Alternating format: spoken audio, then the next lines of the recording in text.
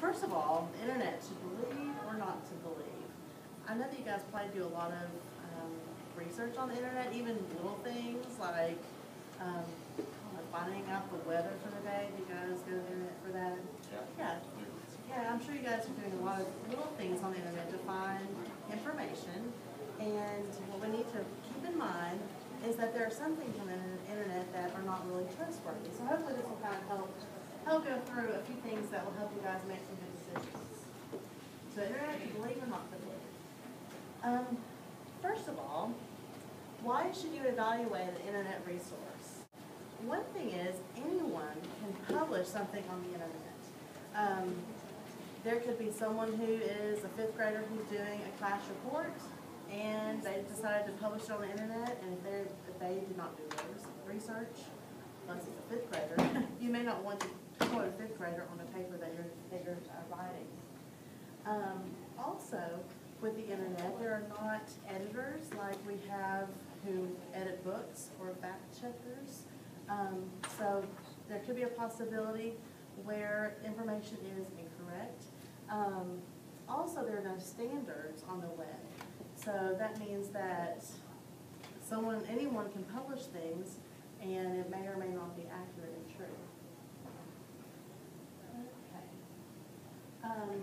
First of all, one of the tools that you can use is to look at the URL. You guys know what a URL is? The technical name is Uniform Resource Locator. Actually, have you ever seen something that says HTTP /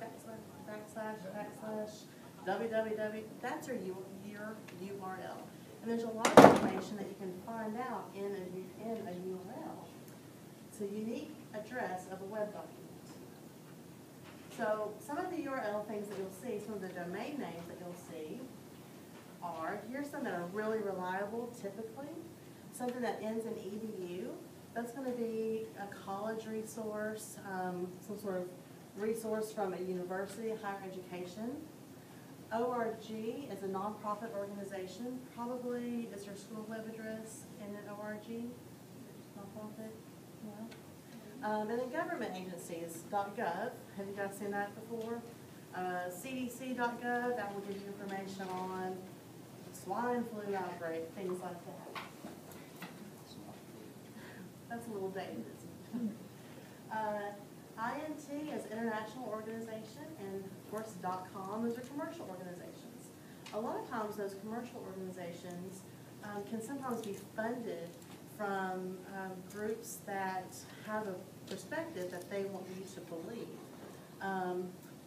Let's say, for instance, an asthma medication website. They're really going to probably be pushing their product, and they're probably going to be a .com. So think about that when you look at a domain name, that those little tags at the end, that can tell you a lot about where the resource is coming from. Military, and then .net is a network provider. And then also, just watch for new domain names and types to come in the future. All right, so when you're thinking about a website and you're writing a research paper, trying to find information, maybe you're just hanging out with your friends and have some question you're trying to find an answer to. Consider a few things when you're thinking about becoming a reliable resource for you. There are 6 things to consider: the author, the audience, scholarship, bias, usability, and currency. All right, the author. Consider who is the author.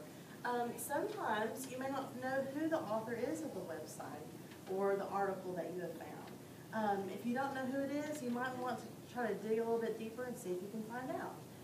It could be someone who says that they are a brain surgeon giving information on a brain injury, but in reality, it could just be a college student who's writing something. Okay, so think about who the author is. That's really a really important key. Does the author list their name? If you don't see the name on it, it might be best not to use that resource.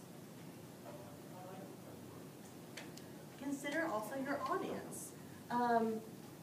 Who is the audience that the author is writing for? For instance, if it really is a medical doctor, they might be writing for patients or even medical students. So you have to consider who Who are they writing for? If they're writing for other medical students, they might have a whole lot of jargon and technical words that normal, everyday people may not really know. Think about, is it written for teenagers, legislators, young children? There are a lot of websites that are geared towards kids, National Geographic for Kids. There you go. That's one that would be a resource that would be great for an elementary student.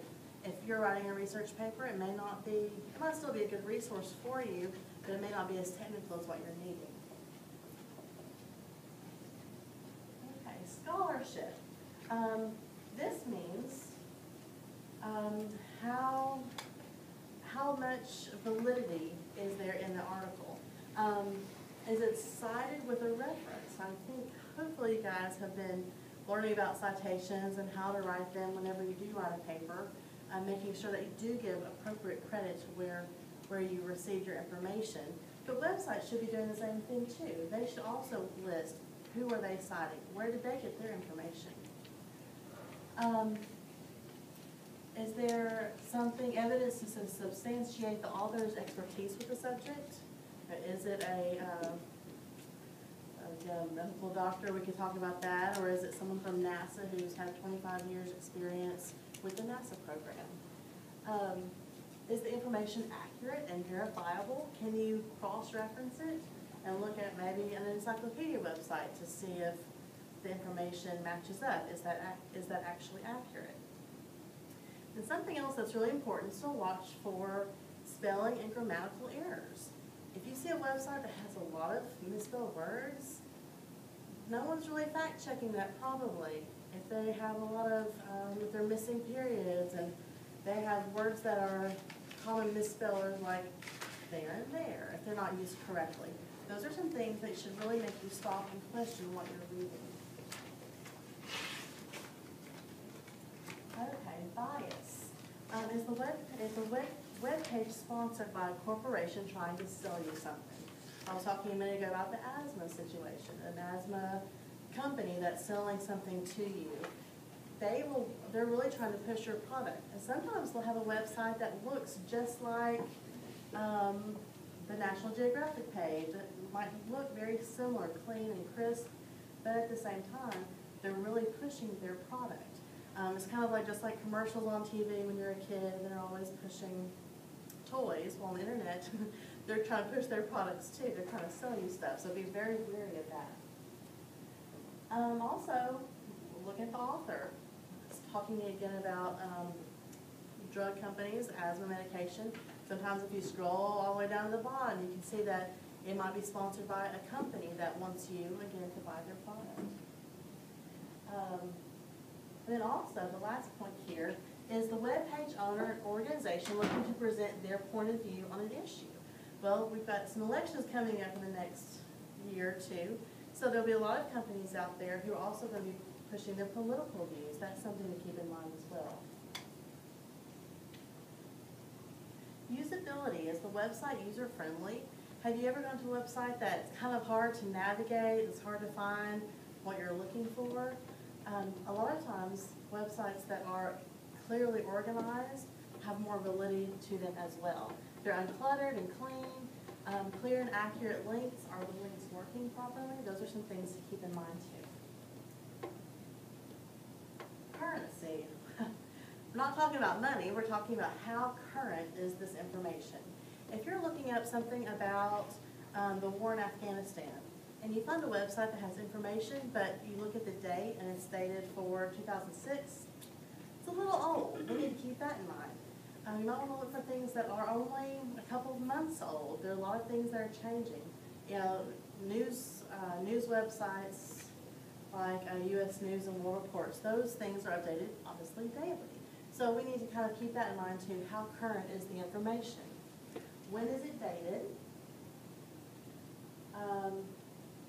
When was the page written? When was it last updated? When was the page mounted? Is the content of the work current or up to date? And then are the links older or do they need to be updated too?